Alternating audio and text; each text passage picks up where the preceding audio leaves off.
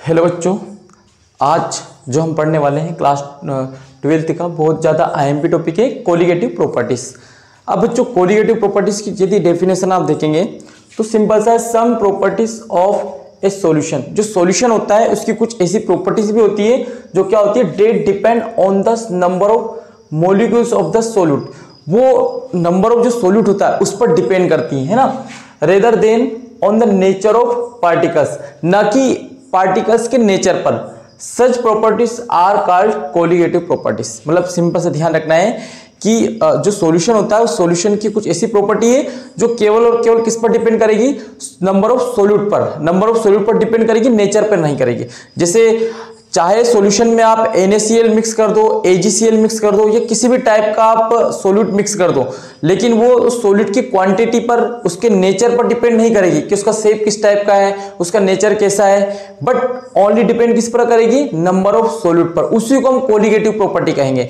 आपके सिलेबस के अकॉर्डिंग यहाँ पर कोलिगेटिव प्रॉपर्टी कितने टाइप की है, 4 टाइप की है। ओके, हमारे पास कितने टाइप की, 4 टाइप। एक है relative lowering of vapour pressure, एक आपका elevation of boiling point, depression of freezing point and osmotic pressure of solution. तो ये वाले तो हम बाद में इसके बारे में डिस्कशन करेंगे, क्योंकि अभी हम किसके बारे में बात करने वाले हैं, relative lowering of vapour pressure. तो मैंने यहाँ पर नोट डाउन किया relative lowering of vapour pressure. तो बच्चों ये क्या होता है, तो इसके बारे में थोड़ा सा आप एक इमेज के थ्रू समझना, आपको यहाँ पर फोकस कर लेना, क्योंकि आगे जब हम क्राउड कर लो जो कि बहुत ज्यादा आईएमपी इस यूनिट से, तो वो इसी से रिलेशन रहेगा उसका। तो यहाँ पर इसको समझ लिया आपने तो वो बिल्कुल इजी वे में समझ में आ जाएगा, है ना। याद रखना मेरी टीचिंग मेथड कैसे, जितने भी मैं आपको वीडियो लेक्चर प्रोवाइड करवा रहा हूँ, हर वीडियो लेक्चर पूरे लिंक से चल रहे हैं। जो डायरेक्टली यहाँ पे आके समझेंगे या इससे आगे का डायरेक्टली करेंगे वीडियो, तो उनको पीछे वाली चीज यदि उन्होंने नहीं की है तो उनको बहुत प्रॉब्लम आएगी। इसलिए आपको क्या करना, कंटिन्यू एक साथ पढ़ते जाएं, क्योंकि हम ज्यादा लेंथी वीडियो भी नहीं बनाते, 10 से 12 मिनट 15 मिनट बस इतना सा हो पाता है। तो हम शुरुआत करते हैं relative lowering of vapour pressure की। तो बच्चों क्या होता है, इसको समझना बिल्कुल इजी है। आपको एक डायग्राम को समझना है। जैसे मेरे पास क्या है, कंटेनर है ना। अभी आप सब भूल जाइए, बस इस पर ध्यान दीजिए। ये मेरे पास कंटेनर है। इस कंटेनर में क्या होता है कि मेरे पास सॉल्वेंट होता है। क्या होता है, मान लीजिए मेरे पास क्या है, ओनली सॉल्वेंट है। कैसा सॉल्वेंट है, प्योर है ना, इसमें कुछ भी नहीं, केवल और केवल सॉल्वेंट है।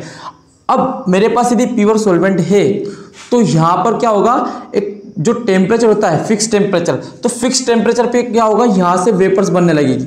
अब मैं फिक्स टेम्परेचर इसलिए यूज कर रहा हूँ कि हो सकता है वो 25 फिक्स हो या 30 डिग्री सेल्सियस हो या 40 हो, बट वो टेम्परेचर फिक्स रहेगा, उसको चेंजेस हमको नहीं करना है। तो उस टेम्परेचर पे क्या होगा कि यहाँ पर वेपर की क्या बनने लग जाएगी, वेपर्स बनने लगेगी। जब वेपर्स बनेगी तो कुछ टाइम बाद क्या होगा, वेपर्स वापिस से क्या हो जाएगा, यहाँ पर ये वेपर्स जो रहेगी इसके जो सरफेस है, इस सरफेस पर क्या करेगी, प्रेशर करेगी, है ना। प्रेशर जब इसका होगा, किसका, वेपर्स का प्रेशर, तो उसको हम बोलेंगे वेपर प्रेशर। क्या बोलेंगे, वेपर प्रेशर। तो वेपर प्रेशर किसका रहेगा, ऑफ सॉल्वेंट का। किसका रहेगा, सॉल्वेंट का। थोड़ा सा ध्यान दें आप, मतलब मैंने बोला प्योर सॉल्वेंट था आपका, उस प्योर सॉल्वेंट से क्या होगा, एक फिक्स टेम्परेचर पर वेपर्स बनने लगेगी। अब वेपर्स मान लो बन गई। अब वेपर्स बन गई तो कुछ टाइम बाद क्या होगा, ये वेपर्स जो रहेगी इस सरफेस पर क्या करेगी, प्रेशर लगाएगी, यानी ऊपर से दाब लगाएगी, इसको प्रेस करेगी। तो इसको हम बोलेंगे वेपर का प्रेशर। क्या बोलेंगे, vapour pressure of solvent. Solvent का क्यों बोलेंगे, क्योंकि ये वेपर प्रेशर किसकी थी, मतलब वेपर्स किसकी थी, सॉल्वेंट की। वही प्रेस किसको कर रही है, वही सॉल्वेंट पर प्रेस कर रही है। तो वेपर प्रेशर ऑफ सॉल्वेंट, ये वेपर प्रेशर ऑफ सॉल्वेंट को आप सिंपल से ध्यान रख लें, P नोड A से हम रिप्रेजेंट करते हैं ना। ये वेपर प्रेशर ऑफ सॉल्वेंट कौन सी है, प्योर है। कौन सा है, प्योर वेपर प्रेशर। इसको चाहे तो आप ऐसा बोल सकते हैं, pure vapour pressure of solvent, यानी कि शुद्ध वाष्प, विलायक का शुद्ध वाष्प दाब, ऐसा हम बोलते हैं इसको हिंदी में। बट आप ध्यान रखना, pure vapour pressure of solvent. तो इसको मैंने P नोड A से रिप्रेजेंट कर दिया, सिंपल सा। देखो एक इसमें क्या होता है, इक्विलिब्रियम स्टेट आ जाती है, यानी कि जितना वेपर बनता है उतना ही वापस से कन्वर्ट होकर इसमें कन्वर्ट होता है, किसमें, लिक्विड में। तो हमको वो चीज से अभी कोई मतलब नहीं रखना है, बस आपको इतना सा ध्यान रखना है कि यहाँ पर वेपर्स बन रही है और कुछ समय बाद उस वेपर का प्रेशर इस पर हो रहा है फॉलो, है ना, इतना सा। अब मैंने इसमें क्या किया, इसमें मैंने सॉल्वेंट को सॉरी सोल्यूट को, किसको, सोल्यूट को मैंने इसमें, या सोल्यूट को मैंने यानी कि हम सॉलिड ले लेते हैं ना, कुछ सॉलिड इसमें मिक्स कर दिया, जैसे सॉल्ट मान लीजिए आप, NaCl को मैंने मिक्स किया।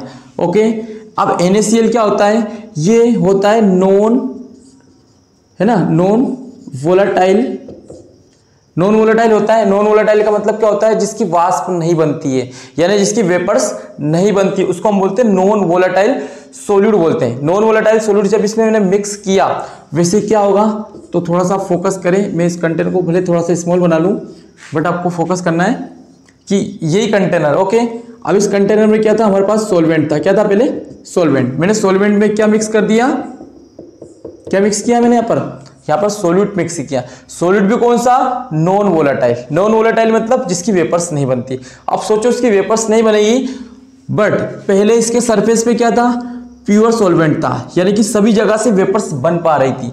अब इसके सरफेस पे क्या हो रहा है, इसके सरफेस पर कुछ क्वांटिटी में तो सोल्यूट है और कुछ क्वांटिटी में सॉल्वेंट है, यानी कि ये अब बन चुका है सॉल्यूशन। क्या बन चुका है, सॉल्यूशन। ये सॉल्यूशन हो गया आपका। अब सॉल्यूशन हो गया तो अब यहां पर वेपर्स तो बनेगी, बट पूरे सरफेस से वेपर्स नहीं बन पाएगी, क्योंकि इस पर नॉन वोलेटाइल जो सोल्यूट है वो वेपर्स बनने में हेल्प नहीं कर पाएगा। अब वो वेपर्स बनने में हेल्प नहीं कर पाएगा तो जहां जहां से उसको स्पेस मिलेगा, केवल और केवल वहां से क्या होगा, वेपर्स बन पाएगी। अब वेपर्स मान लो बन रही है, तो वेपर्स जब बनेगी तो कुछ टाइम बाद क्या होगा, इस वेपर का इस पर प्रेशर होगा। बट अब जो वेपर्स बनी थी वो हम बोल सकते हैं पूरे सॉल्यूशन की वेपर बनी थी, पूरे सॉल्यूशन की। हाँ, हम ये बोल सकते हैं कि सॉल्वेंट ने इसमें पार्टिसिपेट किया है, बट ये एक सॉल्यूशन था तो सॉल्यूशन का वेपर बना था, सॉल्यूशन का वेपर बना तो उसको बोलेंगे वेपर, है ना, वेपर प्रेशर ऑफ सॉल्यूशन। तो बच्चों वेपर प्रेशर ऑफ सॉल्यूशन जो होता है इसको PA से रिप्रेजेंट करना है, इसको P0A से करेंगे।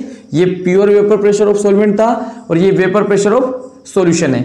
अब वेपर प्रेशर ऑफ सॉल्यूशन जो है वो केवल और केवल किस पर डिपेंड कर रहा है, मुझे बताइए। जो वेपर बनी थी इस सॉल्यूशन में से वो किसके थ्रू बन रही थी, ओनली इसके अंदर दो मोल होते हैं, टू टाइप के मोल होते हैं, आपने पढ़ा है।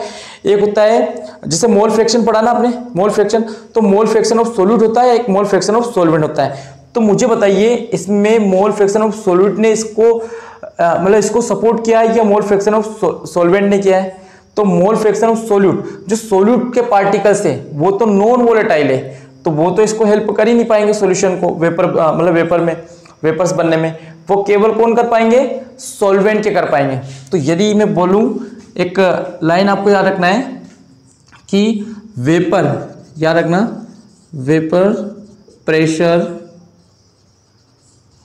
ऑफ सॉल्यूशन जो होता है ना, वेपर प्रेशर ऑफ सॉल्यूशन जो होता है वो डायरेक्टली प्रोपोर्शनल किसके होता है, मोल फ्रैक्शन ऑफ सॉल्वेंट के। मतलब देखो, मोल फ्रैक्शन ऑफ सॉल्वेंट होता है और एक मोल फ्रैक्शन ऑफ सोल्यूट होता है। तो मोल फ्रैक्शन ऑफ सॉल्वेंट जो होता है उसको हम रिप्रेजेंट करते हैं एक से ए से, और मोल वेपर प्रेशर ऑफ सॉल्यूशन किससे करते हैं, PA से। यानी कि PA जो डिपेंड कर रहा है वो किस पर डिपेंड कर रहा है, डायरेक्टली एक से ए पर। एक से ए पर क्यों कर रहा है, क्योंकि एक से है सॉल्वेंट का मोल फ्रैक्शन और एक से बी होता है सोल्यूट का मोल फ्रैक्शन, क्योंकि सोल्यूट तो यहाँ पर इसको हेल्प ही नहीं कर पा रहा है वेपर बनने में। इसलिए जो वेपर प्रेशर ऑफ सॉल्यूशन जो बन पाएगा, यानी कि वेपर प्रेशर ऑफ सॉल्यूशन होगा, उसको डायरेक्टली सपोर्ट कौन करेगा, only mole fraction of solvent. इसके अंदर, इस सॉल्यूशन के अंदर जो मोल फ्रैक्शन ऑफ सॉल्वेंट रहेगा, ओनली वो ही क्या कर पाएगा, वेपर प्रेशर ऑफ सॉल्यूशन को सॉल्यूशन पर डिपेंड करेगा। तो अब थोड़ा सा यहाँ पे देखना आपको, यदि मैं यहाँ पर लिख दूं PA इक्वल टू, इसको हटाएंगे तो यहाँ पे क्या आएगा, P0A एक से, है ना। ये क्या आपको पता ही होगा, pure vapour pressure of solvent. तो इतना सा ध्यान रखना है ना। तो ये थोड़ा सा आपको चीज समझ में आ गई होगी। अब जो यहाँ पर हो रहा था वेपर प्रेशर ऑफ सॉल्यूशन, तो इसके कारण क्या हुआ था, वेपर प्रेशर ऑफ सॉल्यूशन जो था वो कैसा हो गया था, लोअरिंग ऑफ वेपर प्रेशर, यानी कि वाष्प दाब था उसमें क्या हो गया था, लो हो गया था। पहले वेपर प्रेशर बहुत ज्यादा था, मतलब मेन चीज यही समझना है, पर पहले प्योर सॉल्वेंट था तो वेपर का प्रेशर बहुत ज्यादा था, क्योंकि ज्यादा वेपर्स बन रही थी तो रिटर्न में भी वेपर का प्रेशर बहुत ज्यादा मिल रहा था। यहाँ पर क्या हुआ, यहाँ पर वेपर कम बनी तो और बनी किसकी, पूरा सॉल्यूशन की, तो वेपर प्रेशर ऑफ सॉल्यूशन क्या हुआ, कम हो गया है, लो हो गया है। तो यहां पर बोलते हैं ना relative lowering of vapour pressure, यानी कि लोअर हो रहा है कौन, वेपर प्रेशर, किसका, सॉल्यूशन का। तो किसके कारण हुआ था वो, सोल्यूट के कारण। और ये क्या है, कोलिगेटिव प्रॉपर्टी है। क्यों है कोलिगेटिव प्रॉपर्टी, क्योंकि ये नंबर ऑफ सोल्यूट पर डिपेंड कर रही है। मैंने पहले कहा था कि जो कोलिगेटिव प्रॉपर्टी आपकी होती है वो हमेशा किस पर डिपेंड करती है, नंबर ऑफ सोल्यूट पर, ना कि उसके नेचर पर। कितने नंबर ऑफ सोल्यूट, जितने ज्यादा आप नंबर ऑफ सोल्यूट इसमें डिसोल्व करोगे उतना ही लोअरिंग ऑफ वेपर प्रेशर हो जाएगा, है ना। तो याद रखना, बिल्कुल इजी वे में मैंने आपको समझा दिया है। आप चाहे तो इतना सारा यहां से लेकर यहां तक नोट्स बना सकते हैं। इसको तो बस आपको समझना था, इसलिए समझना था क्योंकि हम जब इसके आगे की बात करेंगे तो वहां पर ये चीजें काम आने वाली है। आपको याद रखना पी नोड ए क्या होता है, पी ए क्या होता है, और ये अभी फॉर्मूला भी याद रखना आपको, ताकि ये चीजें आपको काम आ जाएगी आगे। ओके बच्चों, आज के लिए इतना ही ठीक है। आप समझ गए होंगे, जिन बच्चों को थोड़ा प्रॉब्लम आ रहा है वो वीडियो को थोड़ा स्लो या फिर 1 से 2 बार देखने की कोशिश करें, आपको सारी चीज़ें क्लियर हो जाएगी कि मैं आपको क्या समझा रहा हूँ। क्योंकि चीज़ें आपके लिए थोड़ी सी नई है तो आपको थोड़ा सा क्या होगा कि या तो प्रॉब्लम क्रिएट आपको हो सकती है या थोड़ा सा समझने में आपको प्रॉब्लम आएगी। बट आपको ज़्यादा प्रॉब्लम आती है तो आप कमेंट कर दें कि आपको समझ में नहीं आता, तो मैं इसको वापस से एक और वीडियो बनाकर और थोड़े से एग्जाम्पल लेके मैं आपको समझा सकता हूँ। बाकी आपने इसको समझ सकते हैं। तो बच्चों फिर कल मिलते हैं एक नए वीडियो के साथ, तब तक के लिए बाय बाय।